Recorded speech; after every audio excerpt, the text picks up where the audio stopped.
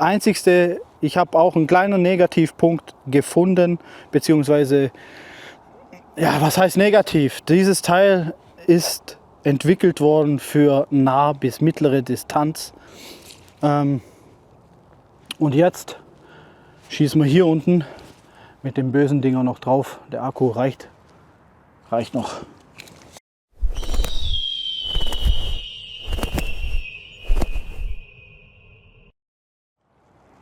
So, liebe Leute, endlich ist die PD5 auch bei mir in den Staaten angekommen. Ich habe mich so riesig gefreut, als ich nach Hause gefahren bin und ich da ein Paket gesehen habe vor meiner Haustür mit dem Steamboat Klebeband. Das war ein sehr emotionaler Moment für mich, aber auch für Steamboat, weil es hat eine Weile gedauert, bis das Teil bei mir ist. Es hat kleine Komplikationen gegeben und ich bin froh, dass ich dieses Teil endlich hier habe und dass ich es habe. Aber ich kann wahrscheinlich auch behaupten, dass ich aktuell der Einzigste in der USA bin, der eine PD5 hat. Und das ist richtig geil. Ja, bei mir gibt es jetzt kein Unboxing.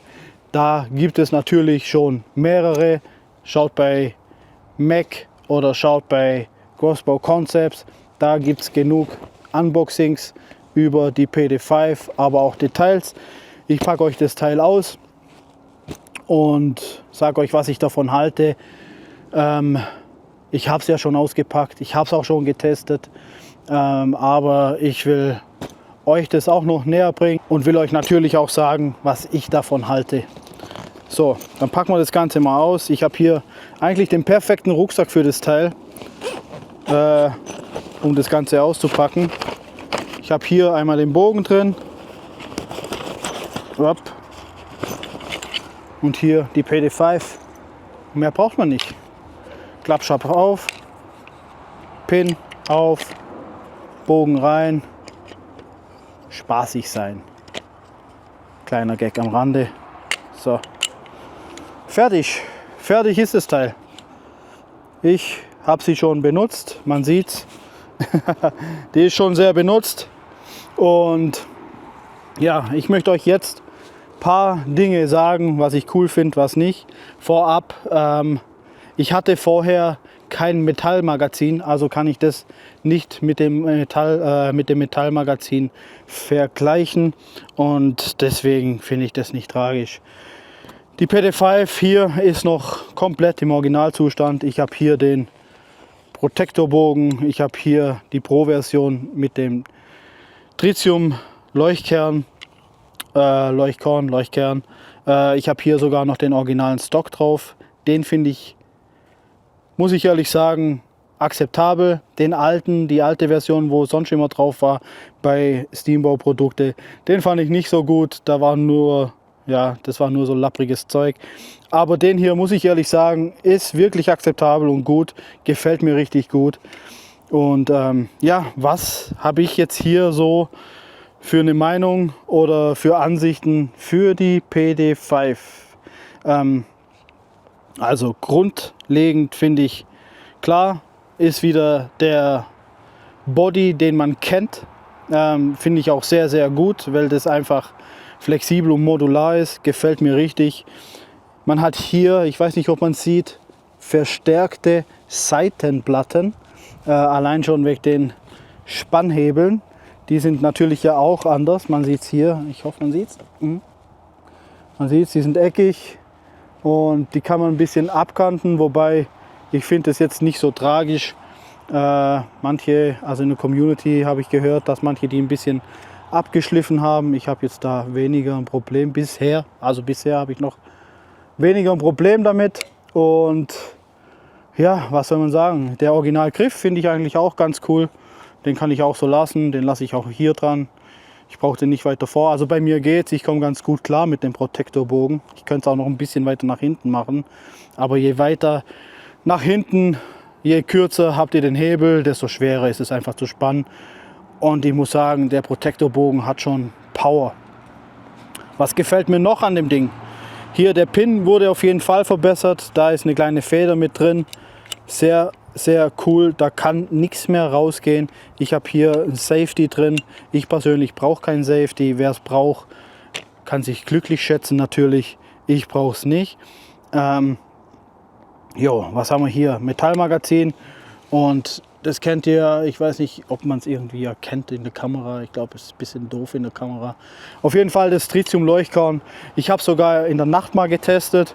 Also man sieht schön, auch in der Nacht sieht man das Teil. Und das ist echt eine geile Sache. Genauso wie hier den Upper hier. Mega geiles Ding. Ich finde das richtig wertig. Auch die Picatinny sind wertig. Also es fühlt sich alles... Das ist ein geiles Teil, Mann. Was soll ich sagen? Ist einfach ein geiles Teil. Der Deckel klappt sich auf. Richtig geil. Hier auch natürlich die, keine DFP, aber Leerspannsicherung diesmal. Wobei doch, kann man auch DFP nennen. Dry Fire Protection. An was erinnert mich das Teil? Kennt ihr Top Gun, Flugzeugträger und sowas? Mich erinnert der Haken ehrlich daran, Mann. Ich finde das echt geil. Und der ist auch aus Metall, gut gefedert sogar. Der gibt auch schön Druck drauf, also da haben sie sich wirklich was Geiles einfallen lassen. Hier an den 2 Schrauben kann man natürlich die Neigung der Picatinny verstellen. Man hat einmal die eine Schraube ist zum Hochdrehen, die andere zum Kontern. Also von dem her ist es eine coole Sache. Man kann das hier lockern und hier kann man, also hier oben kann man das Ding lockern, hier unten neigt man die Picatinny und zieht die dann wieder fest. Dann hat man einen Konter, kann in der Regel nicht aufgehen. Wer sich da ein bisschen unsicher ist, der macht Loctite drauf und die Sache ist gegessen. Genau, so, richtig geil. Und das Einzigste, ich habe auch einen kleinen Negativpunkt gefunden, beziehungsweise, ja, was heißt negativ? Dieses Teil ist entwickelt worden für nah bis mittlere Distanz. Sprich, das ist ein Self-Defense-Gerät, würde ich jetzt mal so behaupten. Hier in den Staaten kann ich das auch so sagen oder behaupten, wie ich das aus meiner Sicht sehe. Das ist ein Self-Defense-Gerät und ein super geiles Trainingsgerät. Ich meine, das liegt, man merkt durch dieses Gewicht, das ist fast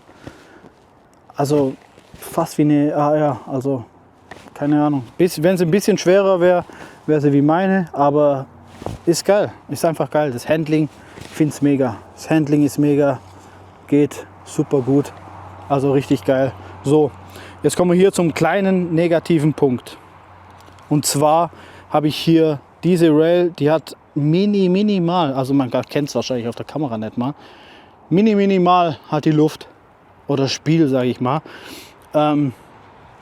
Dadurch, wenn ich jetzt hier einen Scope drauf machen würde, einen Scope montieren würde und auf 50, 60 Meter schießen will, ja, dann macht dieses Mini bisschen doch schon wahrscheinlich was aus.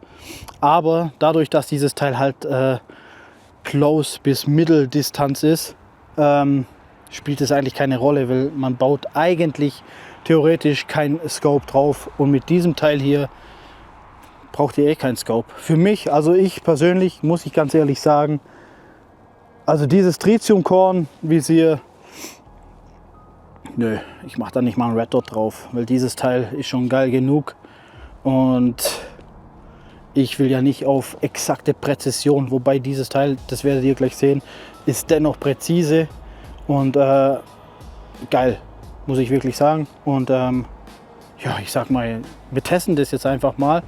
Ich laber schon wieder viel zu viel rum und wir testen das Ding einfach. Also, ich habe hier, wie ihr seht, habe ich da hinten mein Ziel. Das obere bei 20 Yards sind jetzt keine 20 Yards von hier. Ich stehe hier ungefähr am 10er. Sprich, ich habe hier ungefähr 10 Meter.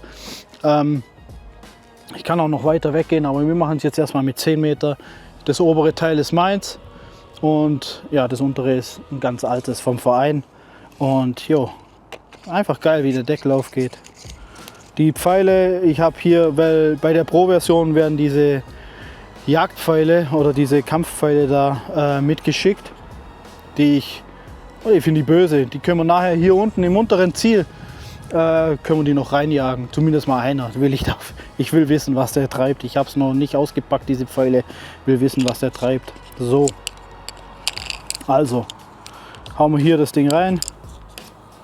Das sind die vom großen A, die überall zu kaufen gibt. Das sind einfach günstige Pfeile. Irgendwann kommen da auch andere. Und ich merke, allein schon, das wollte ich euch auch noch sagen, ihr habt hier eine richtig gute Führung, habt ihr hier drin. Ihr könnt den Bolzen oder den Pfeil nicht falsch reinlegen. Er kann sich nicht kippen, nicht drehen. Deswegen ist es auch wiederum eine geile Sache. Also allein schon der Sound ist schon geil. Ist schon geil. Also ich muss wirklich sagen, ist cool. Also wir hauen jetzt mal da drauf.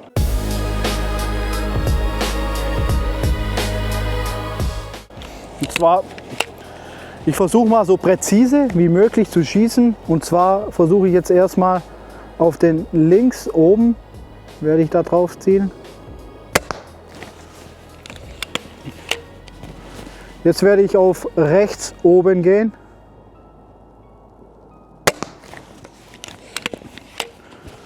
Jetzt werde ich auf links unten. Ah, den habe ich verhunzt. Den habe ich verhunzt, verdammt. Rechts unten. Okay. So, ich nehme euch direkt mal mit und dann gucken wir mal, was geht. Oh, habe ich jetzt auf Stopp? Nee. Okay, ihr seht, da habe ich aber auch gesagt, den hier habe ich verhunzt.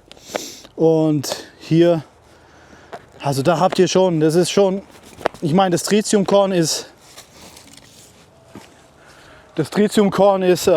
wie ein Ghost Ring Sight, sage ich mal, nur halt beleuchtet, ohne Batterie.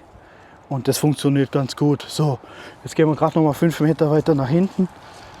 So, ich glaube, das haut hin, oder? Ungefähr.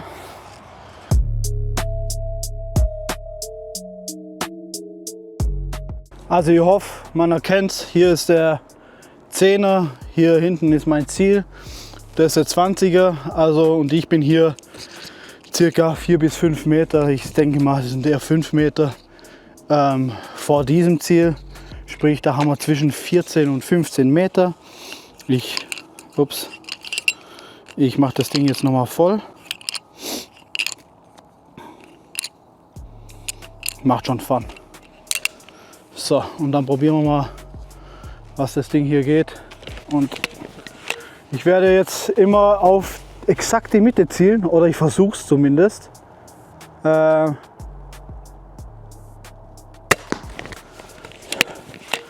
Ich versuche es einfach und dann sehen wir ja weiter. Den habe ich vielleicht ein bisschen verhunzt, ich weiß nicht, aber sieht trotzdem gut aus.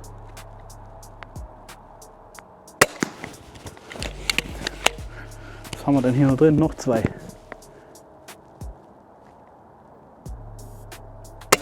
Ah, den habe ich verkackt. Das habe ich gemerkt.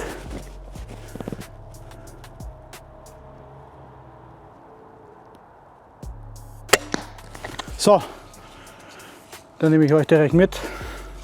Was ich geil finde an dem Ding, muss ich sagen, ihr bekommt so ein Feedback von dem Bogen. So richtig bumm macht's. Das ist richtig geil, muss ich sagen, ehrlich. So, jetzt guckt mal an. Haha. So. Also selbst, warte mal, ich mache das so. Ich habe jetzt die Kamera doch anders hingestellt, weil halten ist ein bisschen unbequem gewesen. So, ihr seht jetzt aus 15 Meter, ich habe eigentlich immer hier drauf gezielt. Ich habe 2 Stück im Schwarzen und einer hier, aber alles in der Senkrechten. Sprich, wenn sowas in der Senkrechten ist, ist man gut, dann ist es präzise. Links- und Rechtsausschläger, das ist das, was nicht präzise ist. Wenn ihr aber eine Senkrechte habt, ist es tipptopp. Und auf dieses Feld von 15 Meter nur mit dem Tritiumvisier ist mega, finde ich. Ist einfach geil und nochmal ein Versuch.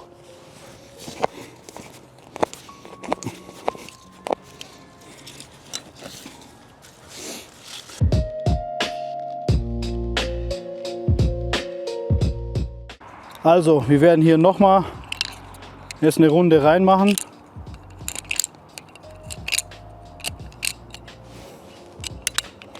So.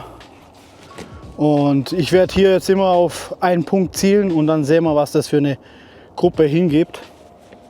Wie gesagt, das ist ein Tritium-Leuchtkorn und ist wie ein Ghost Ring Sight, also es ist kein Präzisions-Sight. So. Nummer uno.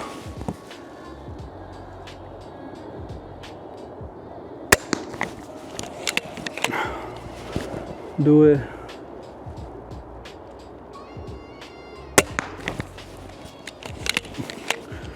Ich finde das Feedback einfach mega geil, Mann. Da drückt man den Trigger, es macht einfach Boom. Und man fühlt es auch. Man fühlt es einfach, dass das einfach knallt. Es ist einfach geil. Einfach geil. Steambow. Fehler, was ihr gemacht habt. Jetzt will ich nichts mehr anderes haben.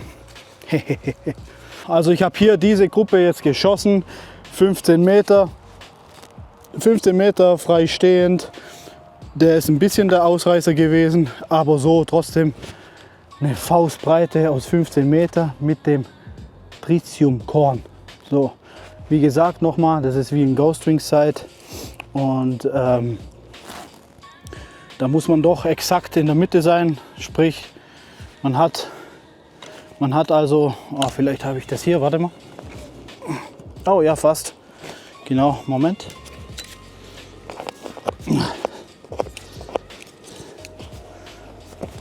So.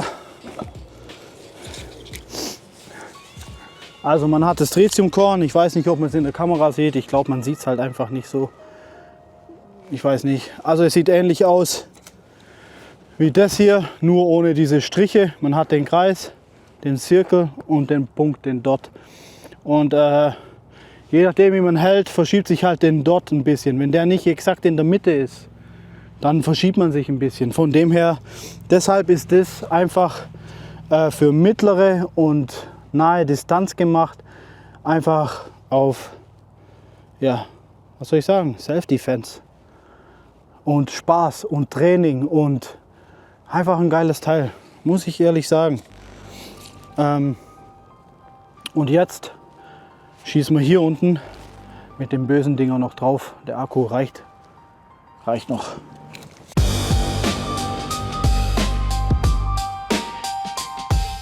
Hier sind sie, die bösen Dinger, und kleiner Tipp, lagert die nicht so im Rucksack, sonst fängt die hier auch an ein bisschen zu saften. War ein Fehler von mir. Ich habe sie so im Rucksack gehabt, habe reingegriffen blind und einfach mal, also ihr merkt, nur durchs Reingreifen macht es ein bisschen Aua. Also ich werde jetzt für euch 2 Bolzen von denen hier nehmen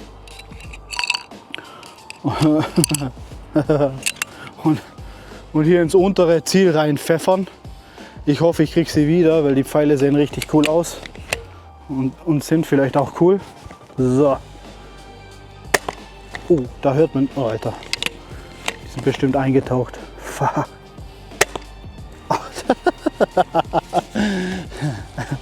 Warte, ich nehme euch mit. Ich mache mal den Ständer ein bisschen runter. So. Alter, die sind weg. Die sind weg. So. Was machen wir jetzt? Ich will meine Pfeile wieder haben. Sind sie mit Glück vielleicht?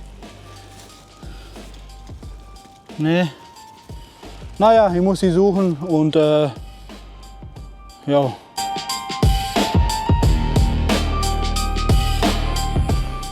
Also mein Fazit jetzt zum ersten Eindruck, ja, ich finde das Teil richtig geil. Da hat Steambow wirklich nochmal 2 Level höher geschaltet und was richtig Geiles entwickelt, definitiv. Hier ist alles sehr, sehr wertig verbaut. Gut, der Stock hinten, aber der ist akzeptabel, wirklich. Der ist wirklich akzeptabel. Ich bin aber ein kleiner Fanboy. Ich mache da auch den Fab Defense drauf. Aber jetzt mal so vom Lauer her, du hast verstärkte Platten hier, Seitenplatten, man sieht es auch hier an der Seite. Das ist richtig gut. Die Aufnahme hier vorne ist aus Metall, also richtig stabil und wertig gemacht. Die seitlichen Picatinnies sind aus Metall, der ganze Upper ist aus Metall. Die Picatinny hier oben, die kann man verstellen, ist durchgezogen, immer das, was ich immer wollte eigentlich, weil ich mag es nicht hier vorne ein Red Dot drauf, das gehört hier in der Mitte ungefähr hin oder hinten. Das ist einfach viel, viel besser, aber ich kann sie auch einstellen, das ist halt nochmal eine geile Sache. Also wie gesagt, da hat Steamboat nochmal was richtig Geiles entwickelt. Ich kann leider nicht vergleichen mit einem Metallmagazin von Steamboat, dieses AR6 Magazin, weil ich es nie hatte und nicht habe. Deswegen kann ich es nicht vergleichen. Vielleicht ist es deswegen ein bisschen mehr besonders für mich. Aber ich finde es richtig geil. Definitiv. Einzigste Kriterium, was ich euch vorher gesagt habe, wenn man auf, keine Ahnung, 50 Meter schießen will, ist halt dieses kleine Spiel, wenn man da einen Scope drauf packt. Aber meiner Meinung nach unnötig für dieses Teil. Allgemein Magazinarmbrüste finde ich so bei 20 Meter, da ist eher ihr Bereich so 20 Meter plus minus. Das ist der Bereich von Magazinarmbrüsten. Alles was weiter geht, ist schon Einzelschussarmbrust. Also wie gesagt, ich finde es richtig cool. Die Frage in der Community war oft, warum hier diese Abscheuerung ist.